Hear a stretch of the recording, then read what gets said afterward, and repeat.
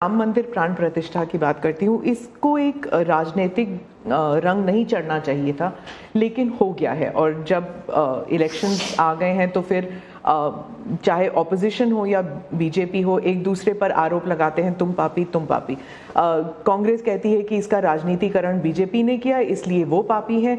BJP कहती है कि न्योता देने के बावजूद आप प्राण प्रतिष्ठा में आए नहीं इसलिए आप पापी हैं। तो इसे आप कैसे देखते हैं? पहली बात है कि इसका राजनीतिकरण किसने किया,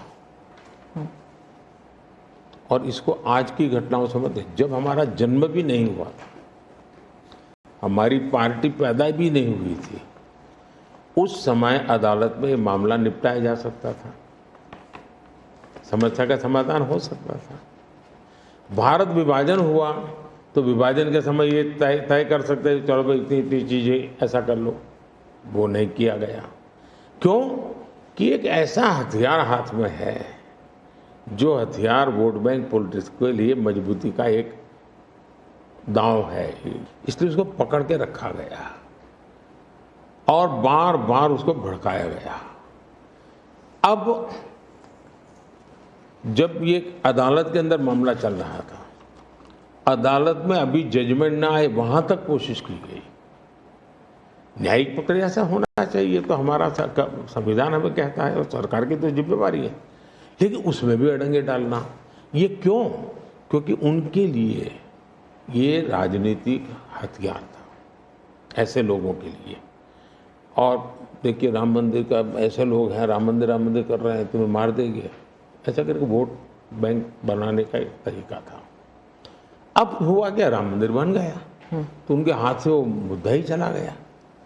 अब वो किसी को डरा नहीं पा रहे हैं, राम मंदिर आ जाएगा, आ गया, कुछ नहीं हुआ, आग नहीं लगी कोई। दूसरा इनकी प्रकृति, आप सोमनाथ मंदिर से लेकर के अब तक की घटनाएं देखिए, वे भारत की मूलभूत आस्था है, भारत का मूलभूत जो पिंड है उसके प्रति नेगेटिविटी लेकर के ही देश में वो अपनी बात है। अब सोमनाथ मंदिर को क्या प्रॉब्लम था, वो सरदार पटेल थे, डॉक्टर राजेंद्र बाबू को जाना था, वहां तो न जनसंघ था, न भाजपा था, न आरएसएस थी, न कोई लड़ाई थी, लेकिन उन्होंने मना कर दिया जाने। वो जो नेहरू जी की जो चिट्ठी थी, हाँ, जो भी है। अब ये और वो परंपरा आज भी चल रही है कि प्राण प्रतिष्ठा का निमंत्रण मिले और आप उसको ठुकरा दें।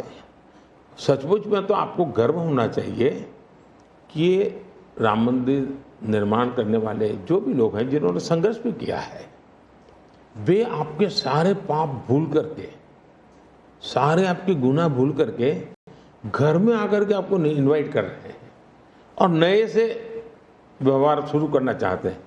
आप उसको भी उस पुराने मिजाज से ठुकरा दे, तब लगता है कि आपके लिए वोट बैंक एक बहुत बड़ी आपकी मजबूरी है, और उस वोट बैंक के चलते इस प्रकार की चीज़ें होती रहती। और ये किसी को नीचा दिखाना, किसी का अपमान करना, ये अपना अधिकार मानते हैं। और मैं कभी कभी कहता हूँ वे तो नामदार है, हम तो कामदार है।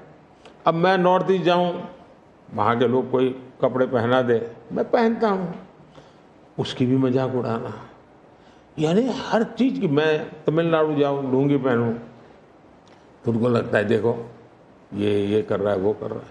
मैं हैरान हूँ जी, इतनी नफरत लोकतंत्र में नहीं होती है, नहीं होनी चाहिए। देखिए हमारे लिए, मैं मानता हूँ ये न राजनीति का विषय हम लोगों के लिए है, न होना चाहिए और न कभी होगा। हमारे लिए एक जबरदस्त आस्था का विषय है जी। और ये कोई प्रभु राम का संबंध कोई मेरे कारखाना में नहीं आया जी, हजारों साल से, और दुनिया के अनेक देशों में है। जब ये राम मंदिर का निमंत्रण देने के लिए ट्रस्ट के लोग मुझे आए, उन्होंने ठुकरा दिया। मैं सोचने लगा इतना बड़ा मुझे दायित्व दिया जा रहा है, मैं अपने आप को योग्य कैसे करूं, अपने आप को योग्य कैसे बनाऊं।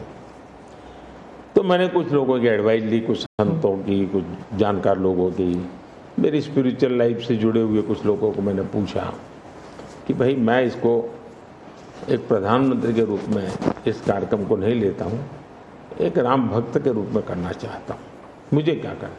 उसमें से मुझे सुझाव आया, तो सुझाव तो बहुत, लेकिन मैंने फिर कुछ अध्ययन भी किया और मैंने मनोमन तय किया कि मैं 11 दिन का अनुष्ठान करूँगा।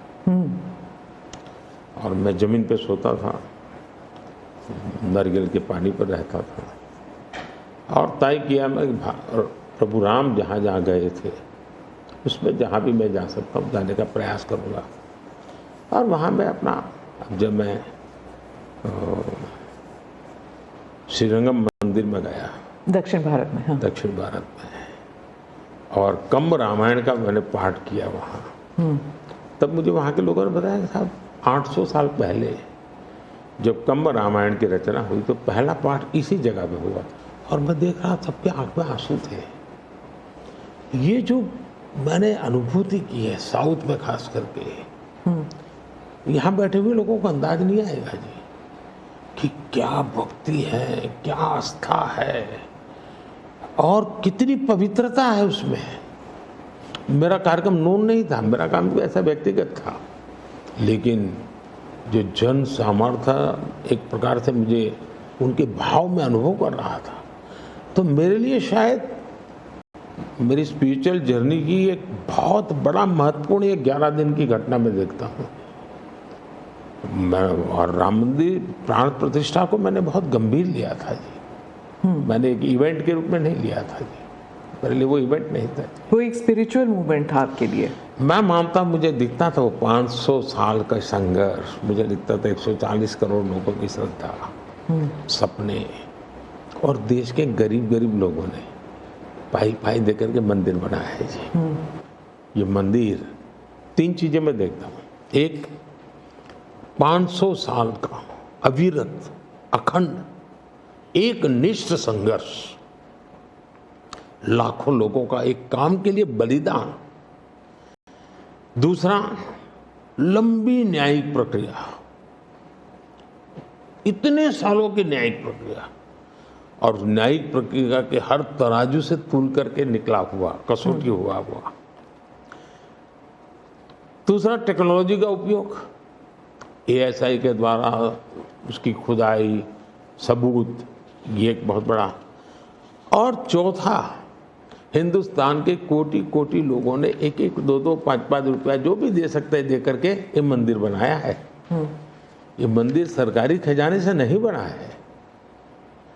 ये ऐसे पहलू हैं कि जो भारत के स्वाभिमान को, भारत के सामर्थ्य को, भारत के सपनों को, भारत के संकल्प को और भारत के आने वाली पीढ़ी को बहुत बड़ी प्रेरणा देने वाले हैं।